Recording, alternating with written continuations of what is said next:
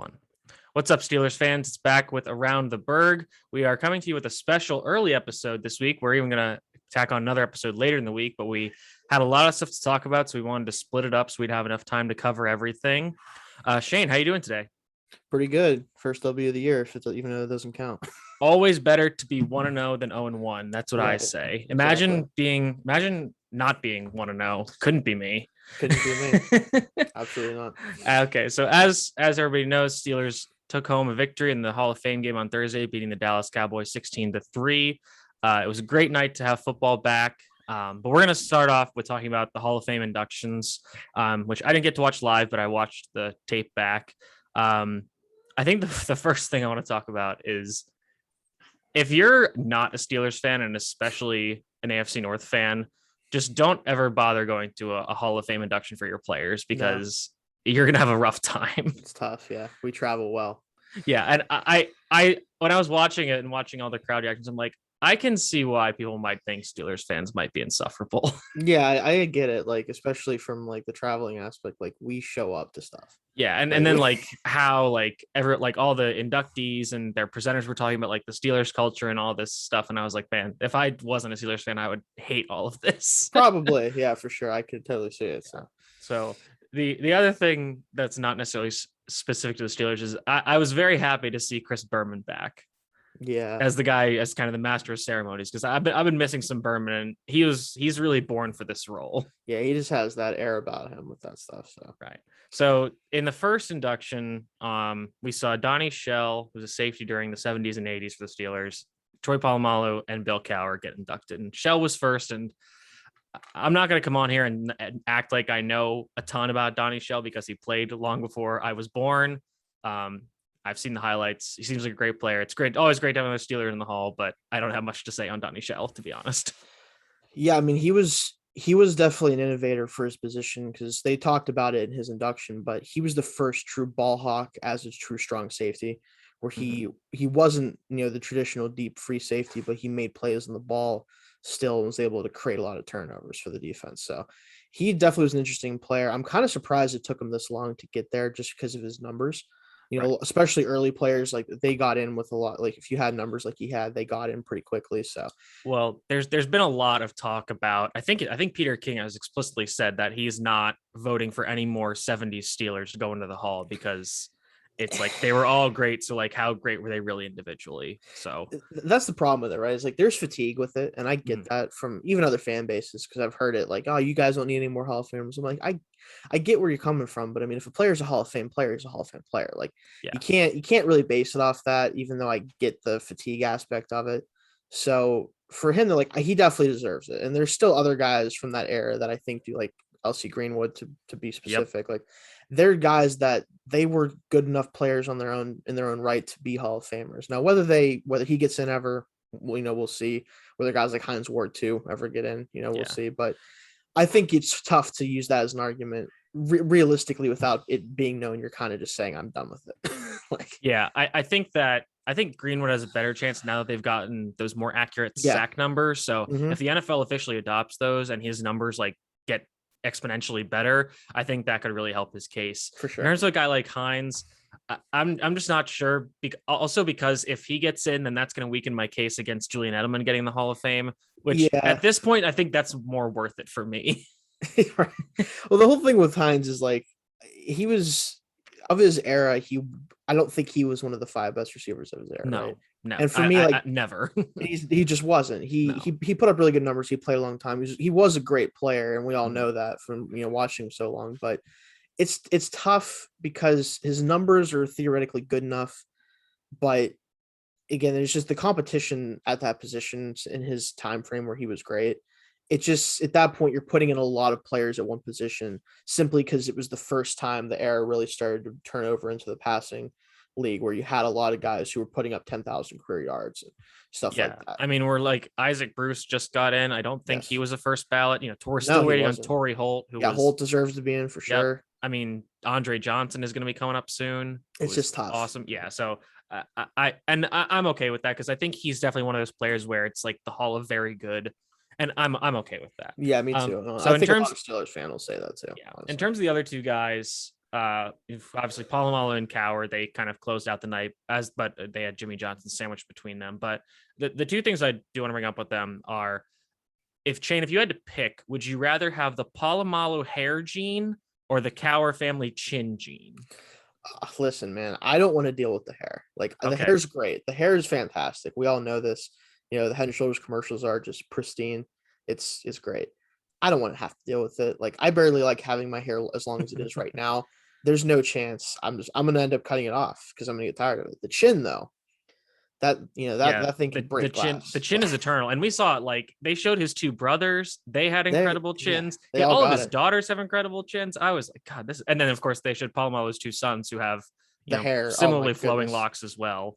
But yeah, I think I agree with you. I think you go with the chin Yeah, you gotta go with the chin. just for daily maintenance purposes. Right. But I think Palomalu's speech was really special because obviously he's like super eloquent, and that's something I don't Yes. think a lot of people knew because he didn't really speak that much, especially in his post-playing days immediately.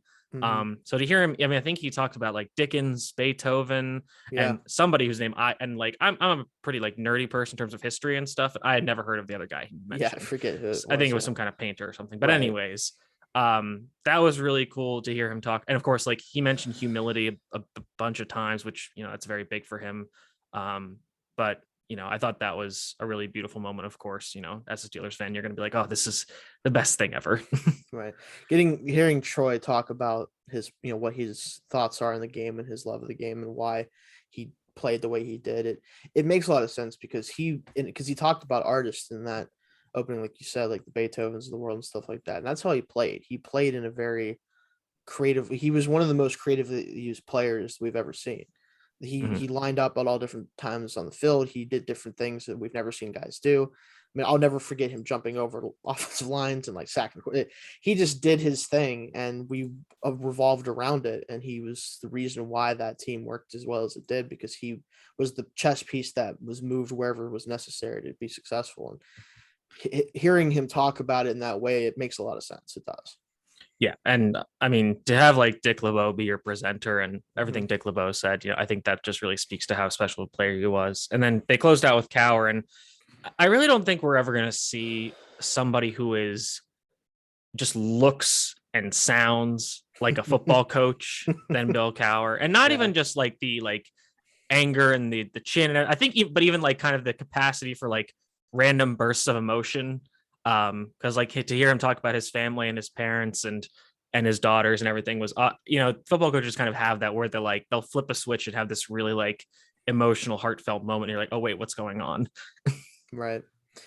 And he's a guy that I've always felt like some guys have to work. Not that he didn't work hard, but some guys have to really work at being a coach and like learning how to be a coach. And you can be very successful doing that. And then there's some guys who you can just tell they were born to do it.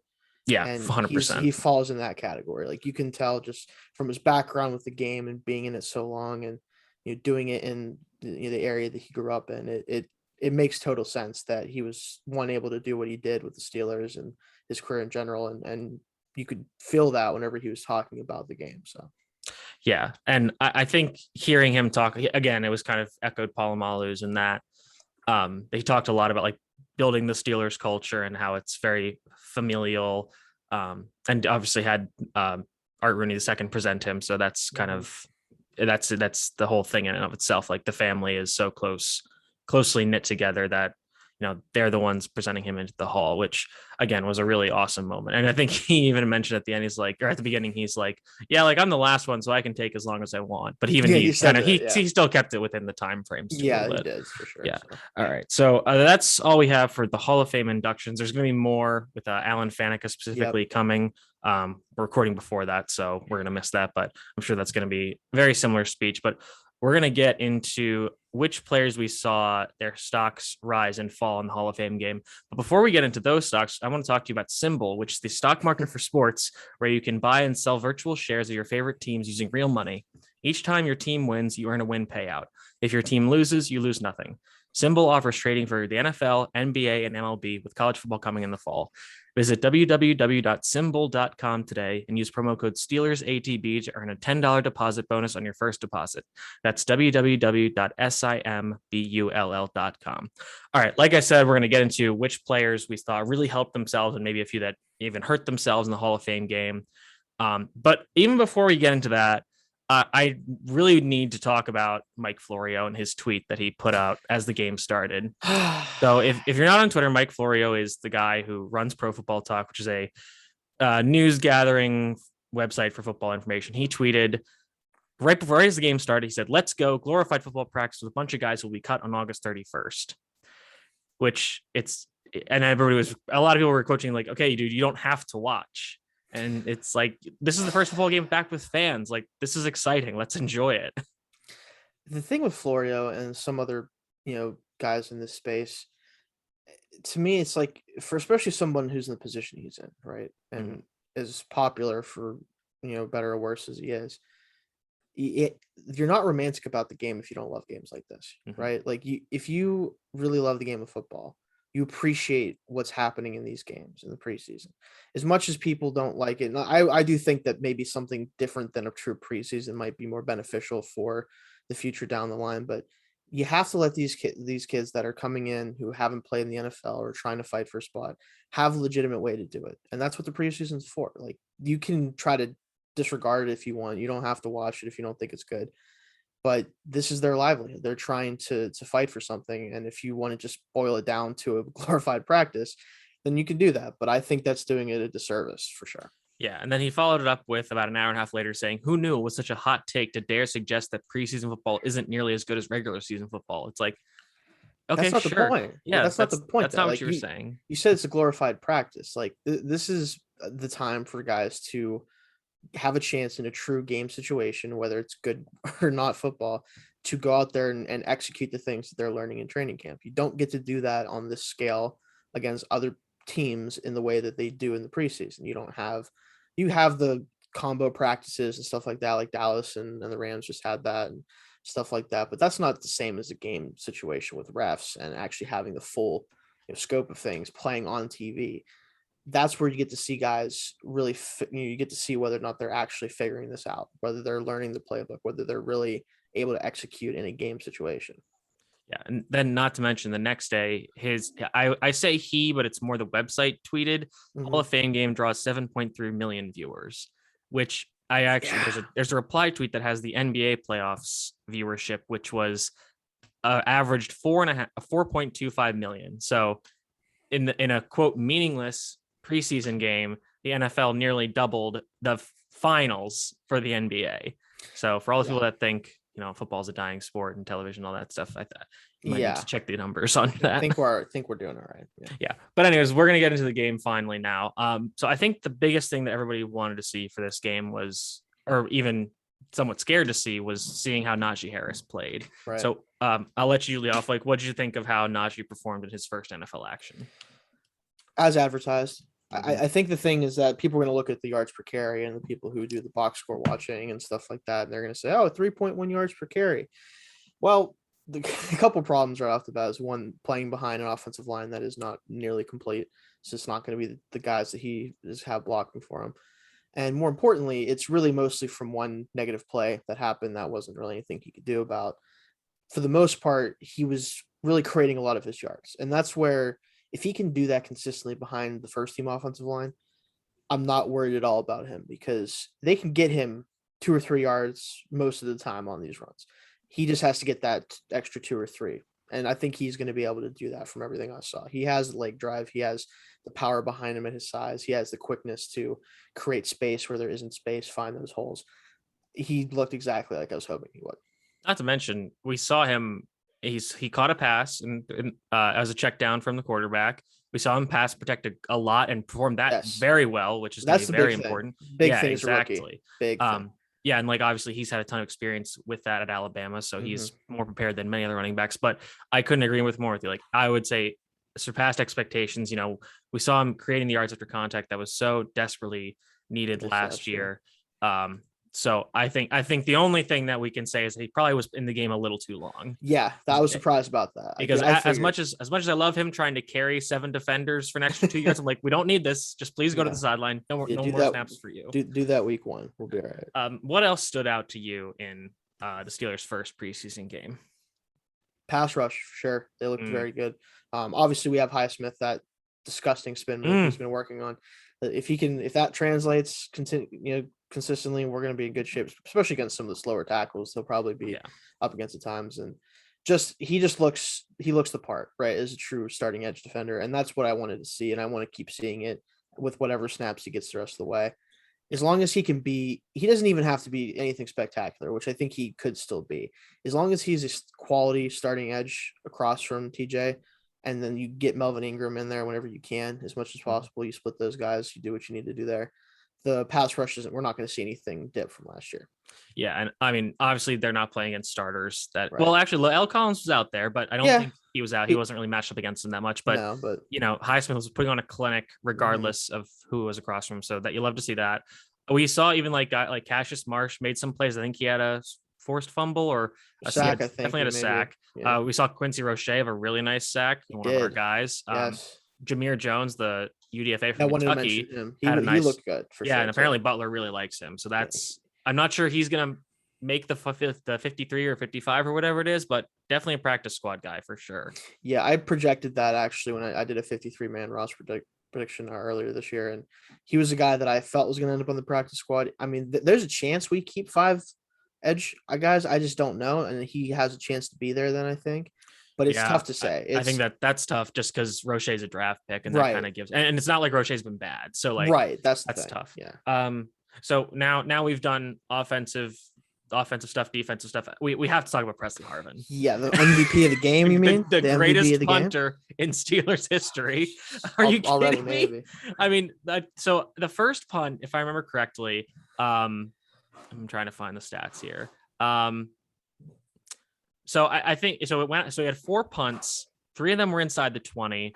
I'm guessing maybe. I think the first one then was the one. He was like on this 2 1 yard line or something. Oh, that was the second punt. Yeah, that was the second punt. Yeah, but I mean, he put them out of bounds. The one that landed on the 1 was just spectacular, just because it landed between the 1 and the goal line and bounced a few times and just stayed there. Yes. Absolutely incredible. And we saw Pat McAfee obviously freaking out about it. Yeah, as he does. We always love to see that. It's great. Yeah. But I mean, just consistently booming the punt. And the one punt this was it. The one punt that was inside the 20, he kicked it so weird that the guy muffed the punt and the Steelers got the ball back and gained like 45 yards.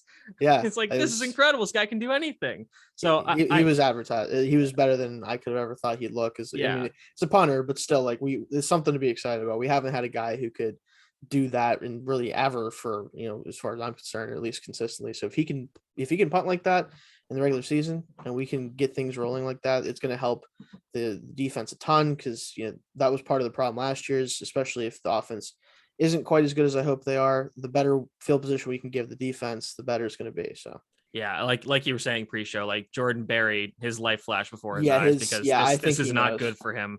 The only problem is, of course, after that beautiful punt, the defense allowed the running back to like gash them for 20 yards.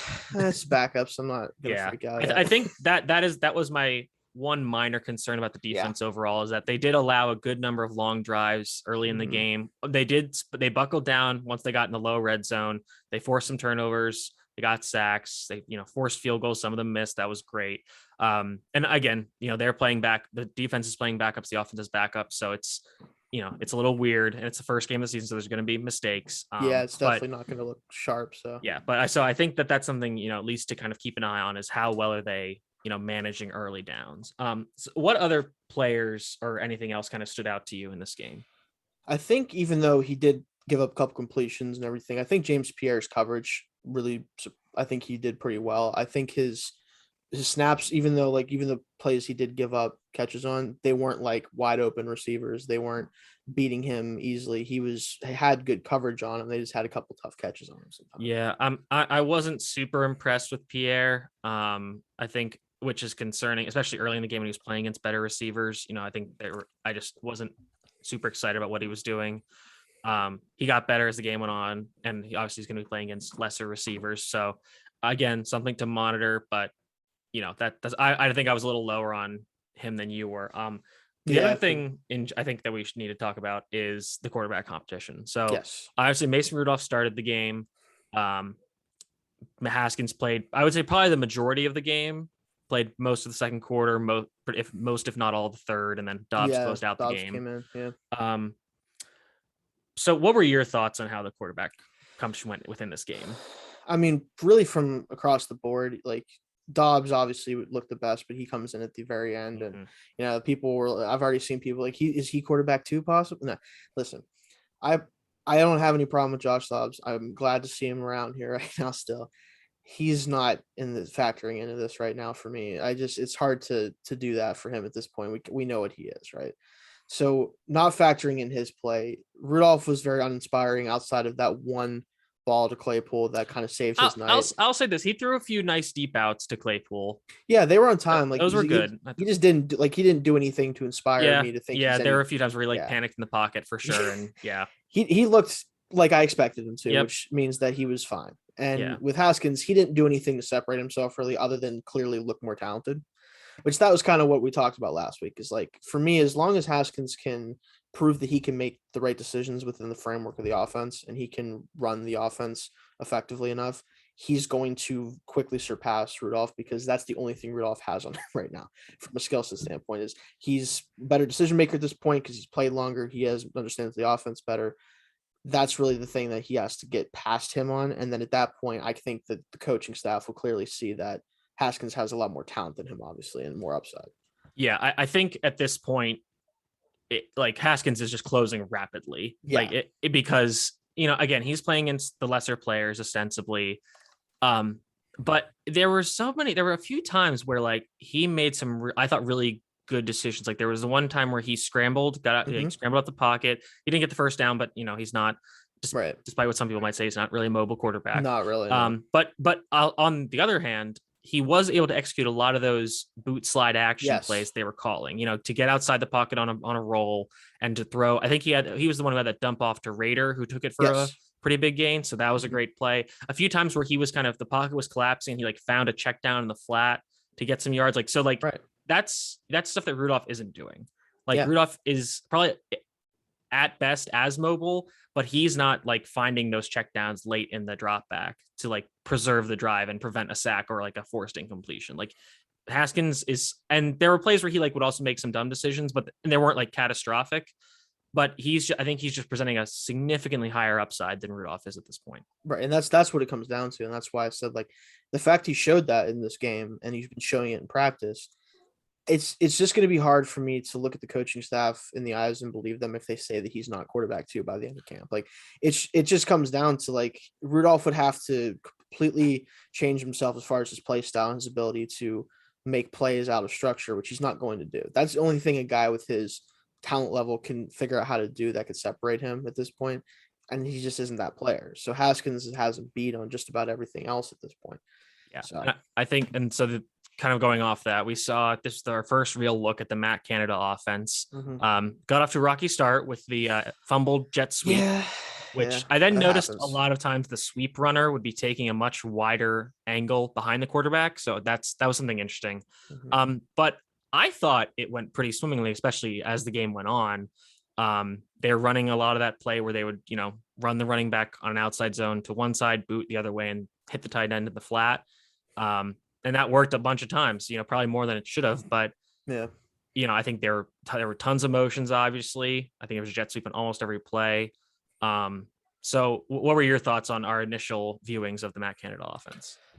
It was pretty unsurprising. Like I said, there's a lot of the things that I expect to be a staple of the offense. I don't expect a jet motion every play or anything, but it's still, that's his MO, is he wants to come out, show you a look, switch things up, snap the ball, give you that action of whatever you need to look at. Just get guys' eyes looking different ways. Give the offense every opportunity they have to fake something out or to cheat on what the defense is trying to do. If anything that he can do to help that, especially with the younger players around Ben right now, including the offensive lineman, that's going to be a big help to them at this point to try to get that offense above the level we were at, especially at the end of last year. Yeah, and obviously Canada doesn't want to show all his cards in the No, first preseason game. So I not at think all. you're going to see stuff built off of that in the regular season. But this was definitely the very base elements of his offense. Mhm. On top of that, I thought the running game for the most part looked pretty good. We saw a lot of Kalen Balaj, which apparently he's performing quite well in training camp, which is Yeah, he interesting. has been. I'm not the biggest fan of him. No, But I we can mean, talk about that later. But I thought the offensive line played quite well. We saw them execute a lot of the running blocks they were asked to execute. We saw a lot of Kendrick Green playing really well, climbing to the second level and executing blocks in space. So, I think some of these guys like Green and maybe Dan Moore at this point are going to be asked to play significant snaps. But, if there are injuries, if something happens, we saw guys like Rashad Coward and Joe Haig be able to step in and play pretty well. yeah, that was definitely encouraging to see. People can point at the yards per carry and everything like that for the run game, but it's the first preseason game. I want to see, as things progress from all levels, once guys come in and out of the lineup for substitutions, like how does the blocking look? And overall, especially from a pass blocking standpoint, I think they held up very well, which is what I'm more worried about. I think that the run game is going to come no matter what. It's just going to be how much can we rely on the line to actually pass protect on some longer developing plays. Right. So I think the last thing I want to talk about is I think the most pleasant surprise of the evening was the play of basically almost every defensive rookie that got playing time. Yeah. We saw guy like we mentioned Quincy Roche earlier. We saw Trey Norwood make a bunch of plays. Yeah, that nice pass breakup. Yep. We saw apparently Loudermilk played really well. I haven't really gotten a chance to dive into the film. Thank you, NFL Game Pass. But yeah, right. Apparently, yeah. Apparently people were impressed with what he did, so that's good. Buddy Johnson had some good plays. I think he had a fumble recovery, if I remember correctly. We saw Mark Gilbert, who's an undrafted corner out of Duke player, and I tweeted this, like he was an all ACC like first team player before he had he had a bunch of injuries, so he's a much older prospect, but you can tell like he's mentally there. It seems like he's playing pretty fast, so maybe he's finally fully healed. He was really impressive. Donovan Steiner, who's the safety from Florida, had the interception. So yeah, like pretty much everybody that was a defensive rookie, we saw them get a good amount of snaps, and they all played quite well, I thought. Yeah, they all looked the part for sure. And that's honestly, if you're a rookie, especially if you're either an undrafted rookie like a lot of these guys were, or a low draft pick who was trying to make a name for themselves, looking the part is really half the battle when it comes to the preseason, like especially in your first year. Like if you can at least show the team that, hey, I know what I'm supposed to be doing. I don't look lost out here. I have the physical skills to do things. That really is the first door you need to open to be able to try to make the team. So the one last thing about the game is I think I found my UDFA that I'm going to unreasonably fall in love with. All right. It's Matthew Sexton. Yeah. I mean, it's this dude. This little white punt returner dude. He's quick. He had that big punt return. He had a very near touchdown catch in the back of the end zone. Yep. I was like, okay, this dude's gonna break my heart when he doesn't make the roster in September. He's the guy though. Like with him, his whole main reason why we even signed him was one, he had a great pro day performance. I think he went up to Michigan State. I think it was. And we saw him there when we were there and signed him. But he in that spring league, he was a kick and punt returner. He really showed out there. So that's probably like if he ever wants a chance to stick on a roster, he could as a punt returner, kick returner. That's definitely an option for him if a team needs something like that. I don't know if we'll really have that spot open for him, but some team might need it. You shut your mouth. He's Wes Welker. It's happening. I'm calling my shot. He's a cool player. Okay. Anyways, all right. We're going to move on to our last two topics, which we're going to kind of discuss. I guess you could say allegedly disgruntled players currently on the roster. So the first thing we'll talk about came out on Friday was that allegedly James Washington requested a trade. Mike Tomlin came out the other day and refuted those reports, said that was not true, that he has not asked for a trade. Regardless, I think this is something that a lot of Steelers fans were anticipating. If not, like I said, I was surprised it took this long. Washington got in the game on Thursday. I think he had a drop. He didn't play. He played pretty late into the game and wasn't super impressive. But, if he is requesting a trade, that makes a lot of sense. He's a pretty decent player who's just buried in a depth chart. But again, and this is something other people mentioned, like he's such like a non-diva type wide receiver, like very silent, like goes to work every day, doesn't say anything. So having that trade request is a little surprising, but what were your thoughts on the initial reports and then hearing them being refuted recently? Yeah, I mean, so with him, it does make sense if he actually did want to be traded. It makes total sense from his end. He's in a contract year. He's firmly the fourth receiver on the depth chart right now. I don't see, barring an injury or a guy really just falling on his face early on, I don't see that changing, regardless of how well he plays or doesn't. And that's obviously a tough position to be in for a player that clearly knows he's capable of playing for a team and playing significant snaps. There's several teams in the NFL right now that could use a reliable number 2 type receiver, possession guy, that has potential as a deep threat just because of his skill set. And so if he did want to be traded, I think that's perfectly fair. I think that it would make sense for the Steelers to try to get value for him on his contract here. But I wouldn't be surprised if he didn't actually ask to be traded, like Tomlin said. I think what may have happened is someone in his camp, whether it's an agent or whatever, may have kind of started to put those rumors out there that they'd like to see him get a better chance to play somewhere else. And someone kind of ran with it, and we are where we are.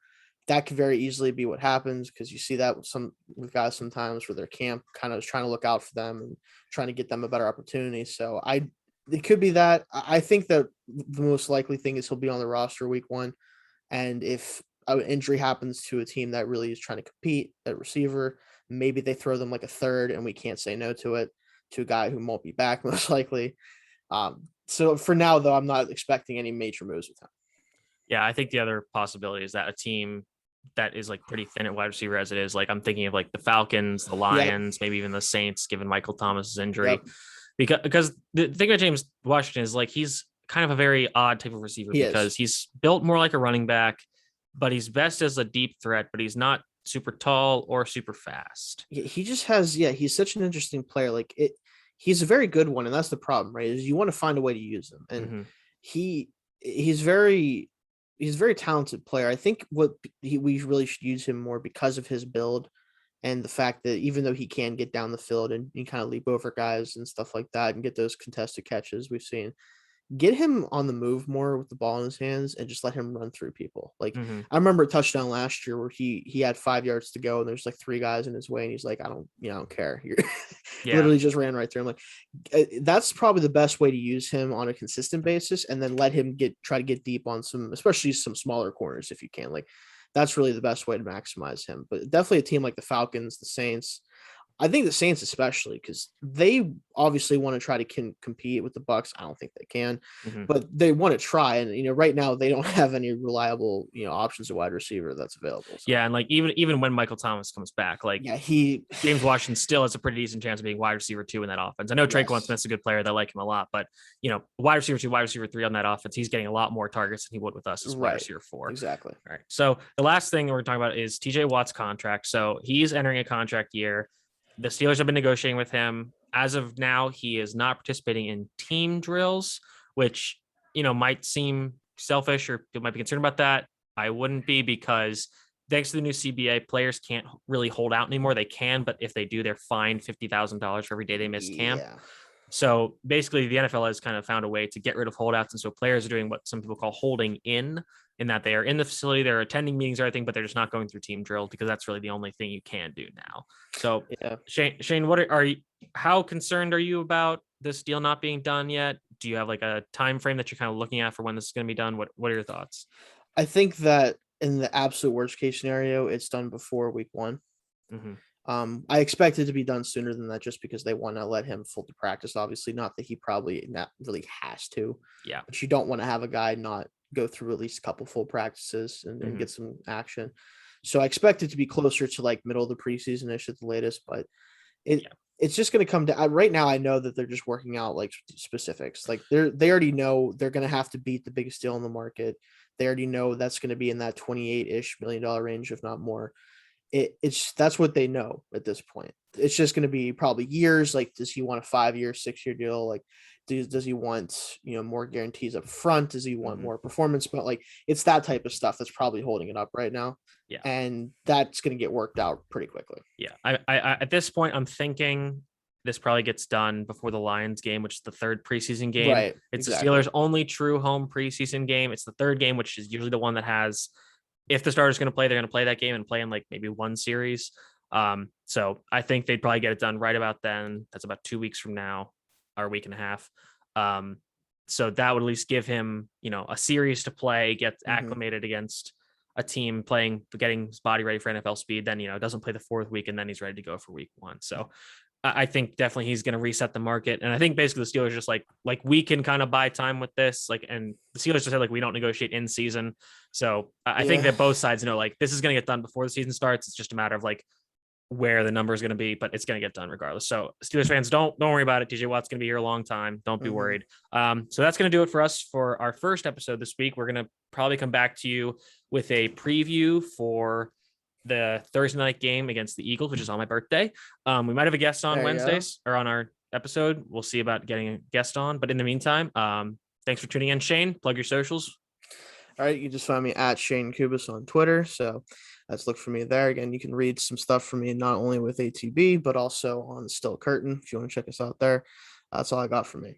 All right. And you got me at Mitchell T. Wolf with an E, Shane with a Y on Twitter. And we're going to, like I said, we'll be back later this week with our second preseason preview. And thank you guys for tuning in. We hope to have you back next week.